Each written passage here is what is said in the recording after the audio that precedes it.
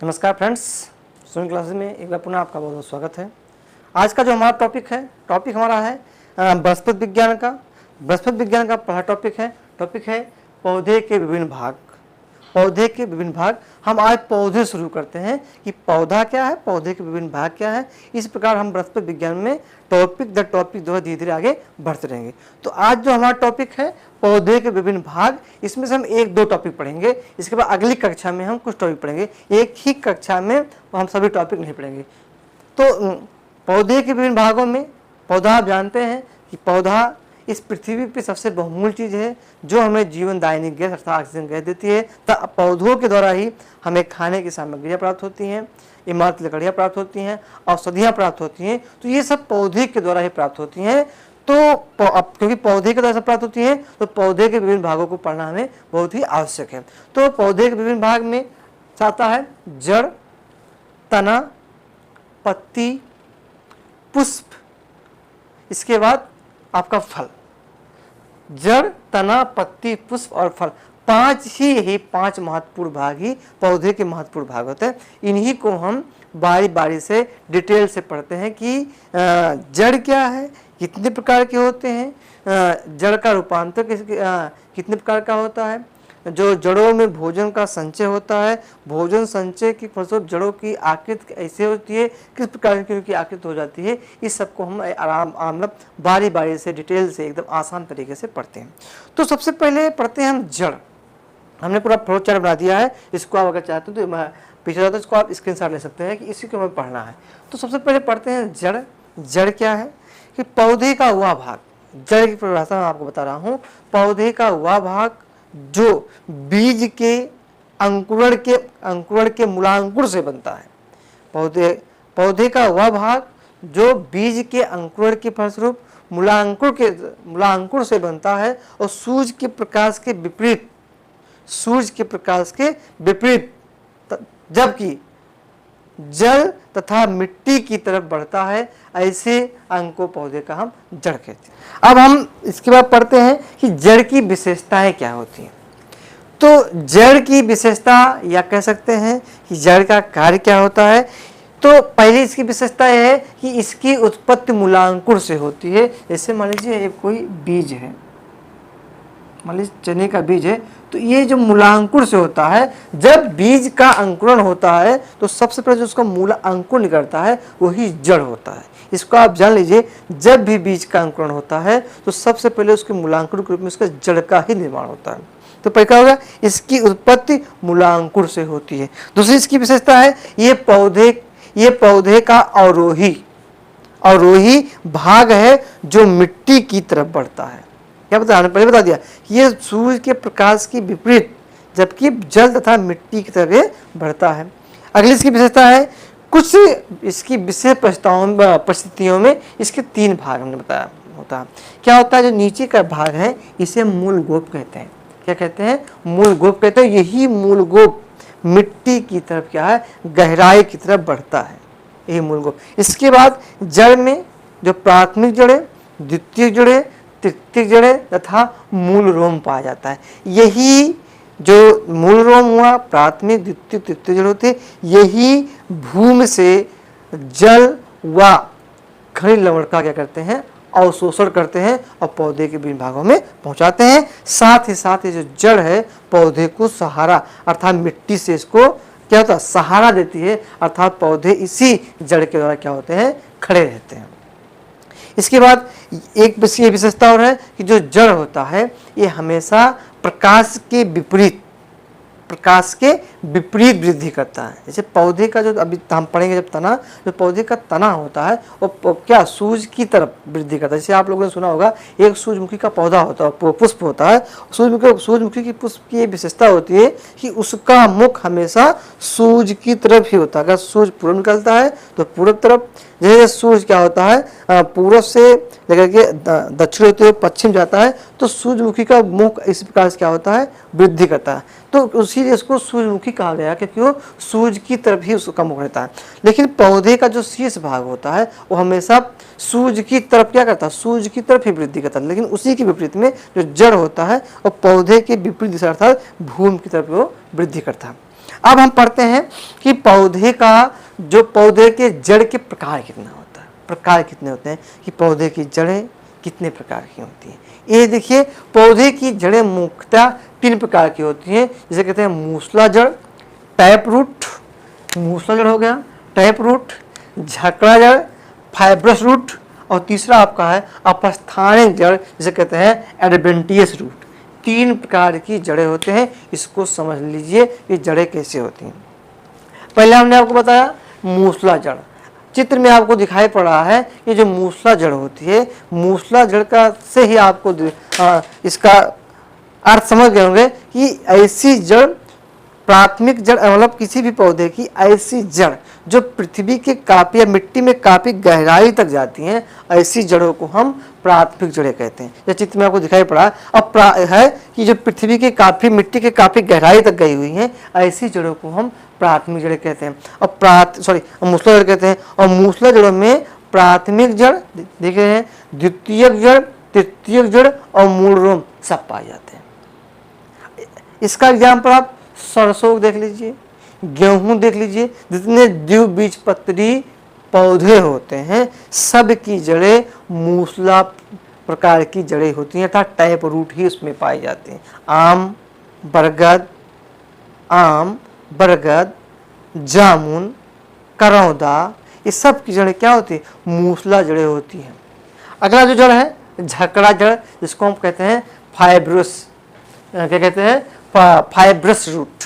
ऐसी जड़ें ऐसी होती हैं जो पृथ्वी के, मतलब मिट्टी में काफ़ी कम गहराई तक जाती हैं, अर्थात यही प्राथमिक जड़ें में अनेकों जड़ें निकली हुई होती हैं, अर्थात तने के नीचे ही भाग में अनेकों प्राथमिक जड़ें होती हैं, इसमें द्वितीय जड़ें नहीं पाई जाती हैं। इसी प्राथमिक जड़ों में मूल रोम पाया जाता है, और जड़ें आपस में क्या होती है, आप चित्र में देख रहे हैं, ये जड़ें आपस में ऐसी उलझ जाती हैं कि झकड़े के रूप में हो जाती है इसे, तो इसी ऐसी जड़ें को हम झकड़ा जड़ पाई जाती है। अब आप दिमाग में लगाइए कि ऐसी जड़ें कहाँ पाई जाती हैं, जो झकड़ा जड़ें होती हैं। जैसे देख लीजिए आप, धान खेती शुरू होने वाली है, तो धान की जड़ें होती हैं झकड़ा जड़ें होते हैं। आप गन्ना देख लीजिए, उसकी भी जड़ें झकड़ा जड़ें ही होती हैं। तो ऐसी जड़ें जो मिट्टी में काफ़ी गहराई तक नहीं गई होती हैं, ऐसी जड़ों को हम झकड़ा जड़ें कहते हैं, या इसी को कहा जाता है रेशेदार जड़ें भी कहा जाता है। गेहूं के पौधे का भी जड़ देख लीजिए, वो भी झकड़ा ही जड़ होती है। अगला है तीसरा हमारा अपस्थानिक जड़ या एडवेंटियस रूट कहा जाता है इसको। एडवेंटियस रूट क्या होता है इसको समझ लीजिए।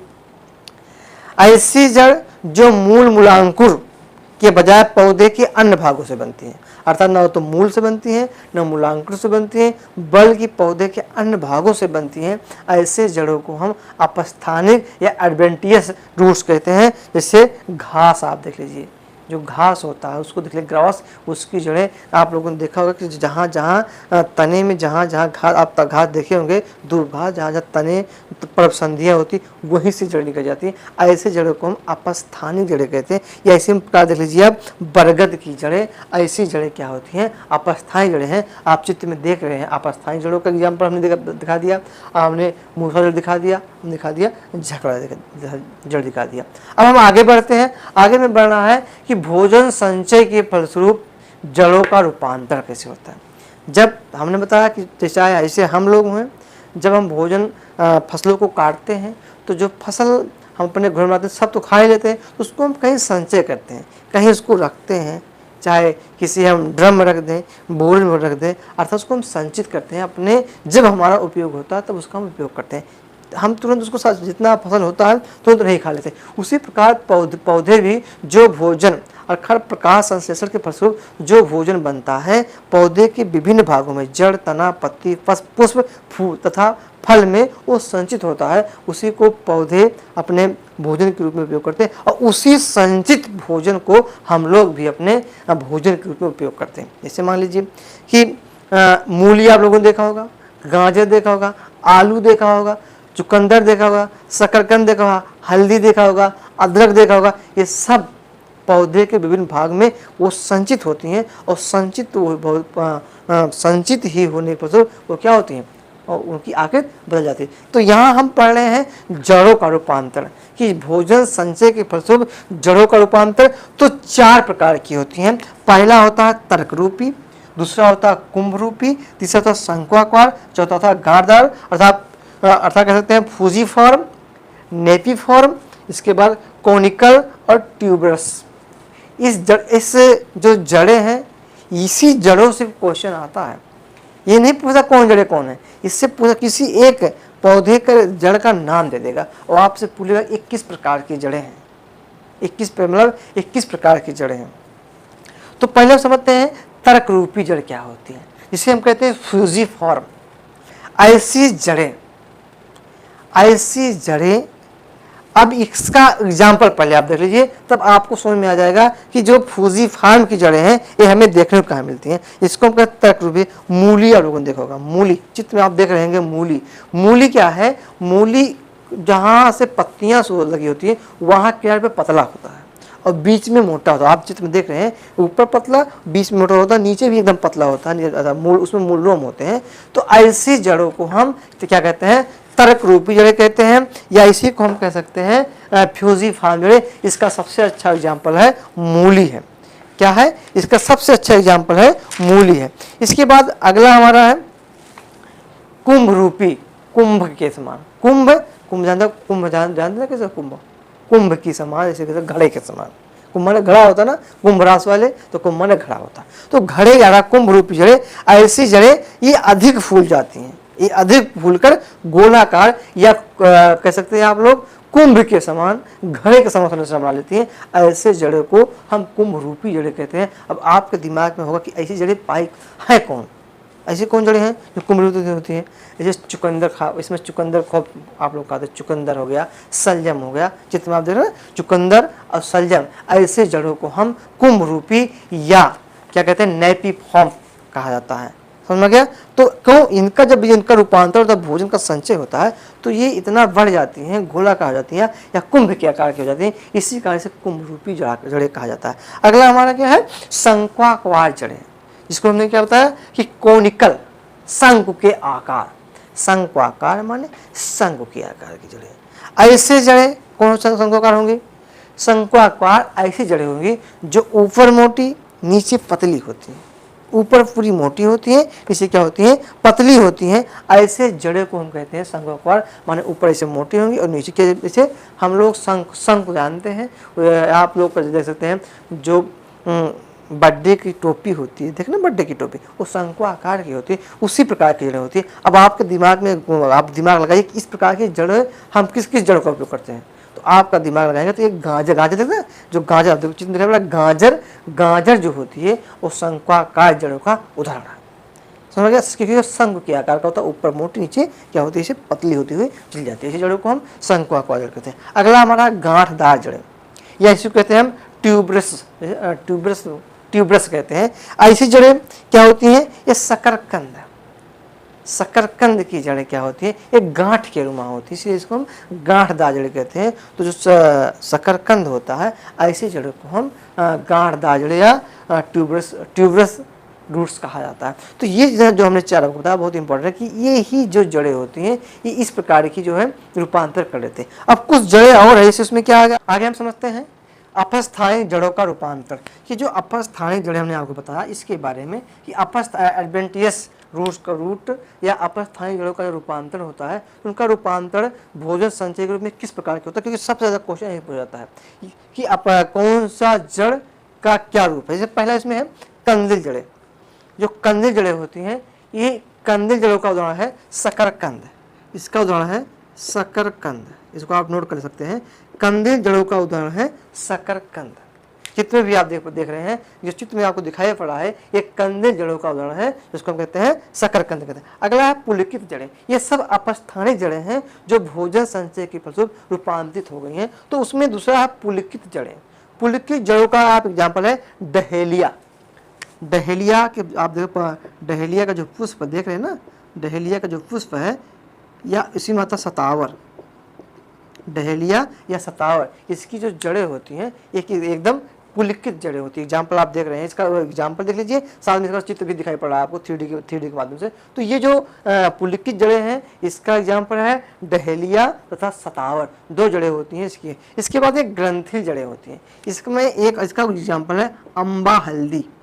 अम्बा हल्दी, तो जो सामान हम लोग हल्दी खाते हैं वो हल्दी नहीं, दूसरी हल्दी है जिसे कहते हैं अम्बा हल्दी। ये ग्रंथिल जड़ों का एग्जाम्पल है, आप फिगर में चित्र में भी देखे चलिए ग्रंथिल जड़ें की अम्बा हल्दी किस प्रकार से होती है। अगला हमारा मणिकामय। मणिकामय अंगूर व जो करेला की आप जड़ें देख सकते हैं, किसकी, अंगूर, इसका एग्जाम्पल है अंगूर। अंगूर आप जानते ही है, एक इसका करेला। अंगूर व करेला की जो जड़ें होती है वो क्या, मणिकामय जड़ों के एग्जाम्पल है, अर्थात उनमें भोजन का जो संचय होता है उसके बाद वो मणिकामय हो जाती हैं, अर्थात उसका जो एग्जाम्पल, सबसे अच्छा एग्जाम्पल क्या है, अंगूर व करेला। इसी प्रकार अगला है स्तंभ मूल। क्या है, स्तंभ मूल, बरगद। बरगद की आप जड़ें देखिए, स्तंभ माने का तना हो गया, मूल माने जड़ हो गया, जो तने से जड़ें बरगद में लटकी हुई होती हैं, ऐसे जड़े को हम स्तंभ मूल कहते हैं। इसका एग्जाम्पल है बरगद है। इसका एग्जाम्पल क्या है, बरगद। आप नोट कर सकते हैं, स्पंद मूल का एग्जाम्पल क्या है, बरगद है। अगला अवस्थ, एक है स्तंभ मूल, एक है अवस्तंभ मूल। इसका जो जड़ें होती हैं, इसका एग्जाम्पल है मक्का, इसको हम लोग भुट्टा कहते हैं, या इसी को एक एग्जाम्पल इसका और है गन्ना या ईख कहते हैं। इसकी ये जो 2 एग्जाम्पल है, ये किसका एग्जाम्पल है, ये एग्जाम्पल है अवस्तंभ मूल। आप लोग देखे होंगे, चित्र में भी देख रहे हैं, या हम बना के दिखा देते हैं। देखिए मान लीजिए गन्ना है, इसकी जड़ें ऐसे होती हैं, इसके बाद यहाँ जो उसकी संधि आती है, यहाँ भी उसकी से जड़ें निकली होती हैं, इसी को कहा जाता है अवस्तंभ मूल। अर्थात इसकी जो पर्व होते हैं, पर्व से भी जड़ें निकली होती हैं, ऐसी जड़ें को हम स्तंभ मूल कहते हैं। अगला आरोही। आरोही और आरोही से आप समझ गए कि जो जड़ें ऊपर चढ़ती हैं, ऊपर जाती हैं, ऐसे जड़ों को क्या कहता है, आरोही जड़ कहा जाता है। इसका सबसे अच्छा एग्जाम्पल है पान। पान जो हम लोग कहते हैं ना, खाई के पान बनारस वाला, तो जो पान की जड़ें हैं वो किसकी, आरोही जड़ों का एग्जाम्पल है, पान की जड़ें। इसके जड़ें हमारा चूसड़ मूल, अर्थात चूसड़ मूल, जिसका सबसे अच्छा एग्जाम्पल है आपका अमर बेल। क्या है, अमर बेल। अमर बेल की जो जड़ें होती हैं वो चूसड़ मेल हो जाता है। आप जानते हैं अमर बेल एक परजीवी पौधा होता है, तो अमर बेल की जड़ें चूसड़ मूल की जड़ें कही जाती हैं। अगला है श्वसनी जड़ें। श्वसनी माने समझ गए, रेस्पिरेटरी रूट। इसकी जड़ें राइजोफोरा एक एग्जाम्पल है, आप चित्र में देखते चलिएगा, जो राइजोफोरा की जड़ें होती हैं उसे हम श्वसनी जड़ें कहते हैं। अगला अधिपादप जड़ें, ये आपका आर्किड एक पौधा होता है, चित्र देख लीजिए, आर्किड की जो जड़ें होती है उसे हम क्या कहते हैं, अधिपादप जड़ें कहते हैं। अगला हमारा स्वांगी कारक जड़ें, ये सिंगाड़ा की जो जड़ें होती हैं, सिंगाड़ा जो हम लोग खाते हैं, सिंगाड़ा की जो जड़ें होती हैं उसे हम क्या कहते हैं, स्वांगी कारक कहते हैं। तो ये जड़ों के जड़ की परिभाषा थी, उसकी कार्य थी, विशेषता थी, उसके प्रकार थे तथा अपस्थानिक जड़ों, भोजन संचय की प्रस्तुत अपस्थानिक जड़ों का रूपांतर था। इतना आपने आज पढ़ा। अगली कक्षा में हम आपको पढ़ाएंगे तना, पत्ती, क्योंकि पुष्प और हम फल पढ़ा चुके हैं। इसके पहले क्लास में हमने आपको जब पढ़ाया था पुष्प के जनन भाग, तो हम पुष्प और फल को पढ़ चुके हैं। अब हमें अगली क्लास में पढ़ना है कि तना क्या है तथा पत्ती क्या है, तने क्या, तने के प्रकार के कितने होते हैं, भोजन संचय के तनों का रूपांतर किस प्रकार से होता है, किस किस तने का हम लोग उपयोग करते हैं अपने भोजन के रूप में। इस प्रकार पुष्प का कहाँ पुष्प का पत्ती क्या है, पत्ती की बनावट कैसे होती है, पत्ती में कितने भाग होते हैं, इसको हम पढ़ेंगे। इसके बाद इतना पढ़ने के बाद हमारा जो है पौधे के जो विभिन्न भाग है तो टॉपिक खत्म हो जाएगा। आज के लिए इतना ही। अगली क्लास में मैं पुनः आपको तने व पत्ती के साथ उपस्थित रहूँगा। तो आज के लिए बहुत बहुत धन्यवाद।